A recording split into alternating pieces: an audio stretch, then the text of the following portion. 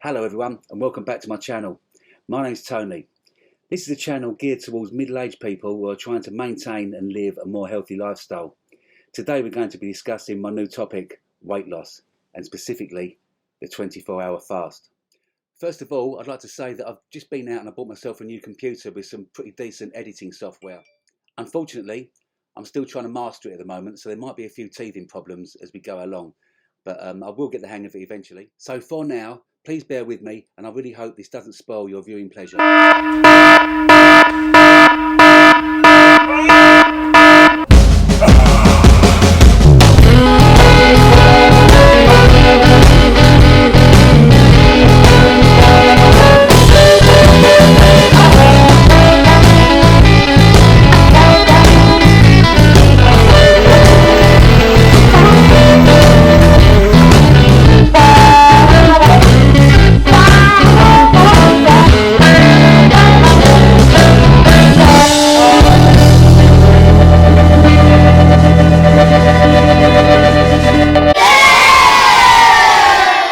So I've been researching different diets.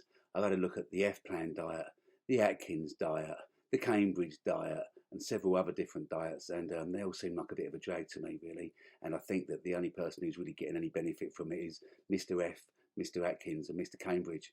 And I'm not that interested in putting money in their pockets, to be honest with you. So with that in mind, I started looking at fasting, intermittent fasting, 18-hour fasting, 24 hours, 36 hours, 48 hours and beyond. I mean, some people fast for quite a long time.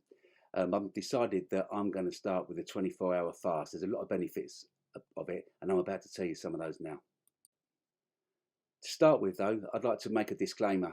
If you're chronically ill, if you've got diabetes, if you're pregnant, breastfeeding, if you're a teenager, if you're a youngster, if you have an eating disorder, you might want to consider getting medical advice first. This fasting malarkey isn't for everybody.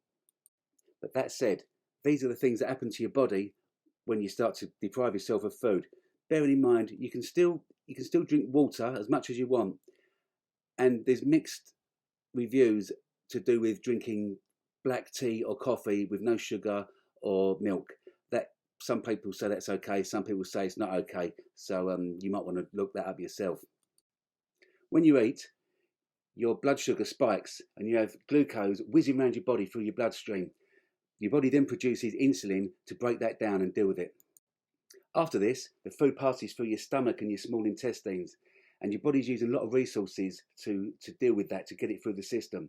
After 6 to 8 hours, that's done with. So you might find you've actually got a raise in your energy levels because your body's not having to work so hard, it's not having to do that anymore.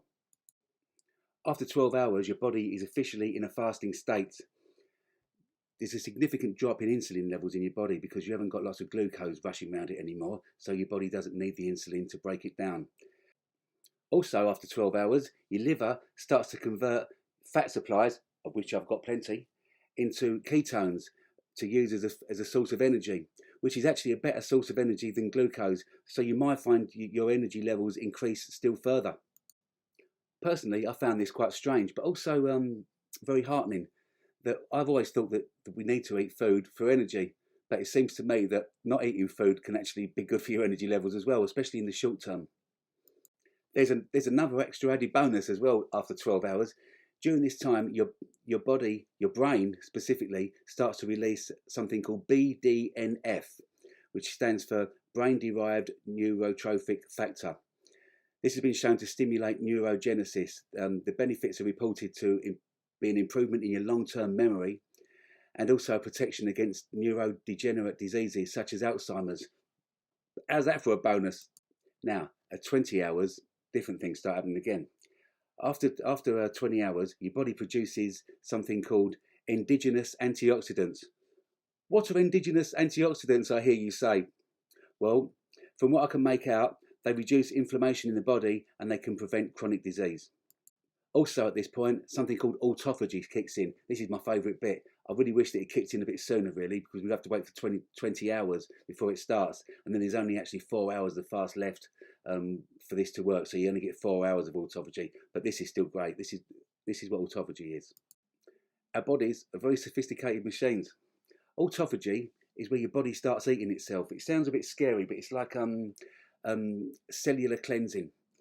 Your body looks for the old cells, the cells that are damaged and aren't a lot of good anymore, and it becomes efficient. So the good cells start eating the bad cells. I mean, years ago, we didn't eat. We used to kill and eat. And there wasn't, there was no guarantee we'd eat 3 times a day or even every day. So if we didn't eat every day, our bodies, they wouldn't wither away, they'd sharpen up. There's also some evidence to say that when your body starts eating itself and getting rid of the bad cells, it could even be a good form of cancer prevention. I mean, this is really good stuff. And the more I've looked into it, the more impressive it is. And I'm quite into this now. So there you go, the benefits of a 24-hour fast. This evening at 6 o'clock, I'll be putting down my spoon for my last mouthful of shepherd's pie that I'll be having for my dinner. And then after that, I'm not going to have another meal until 6 o'clock tomorrow evening. I'm going to monitor it, and I'll do another video showing how what happens and how I felt during the day as well. Like I say, there's also benefits of fasting for longer periods of time, but for now, I think 24 hours will be quite long enough. Thank you very much. Okay, so thanks very much for watching anyway, and I appreciate your support. Please feel free to like and subscribe and comment and ring the bell and all that sort of stuff. Like I say, I'll be posting another video charting the 24-hour fast, and maybe I'll weigh myself as well, and we'll see how it goes. Anyway, until next time, thank you very much.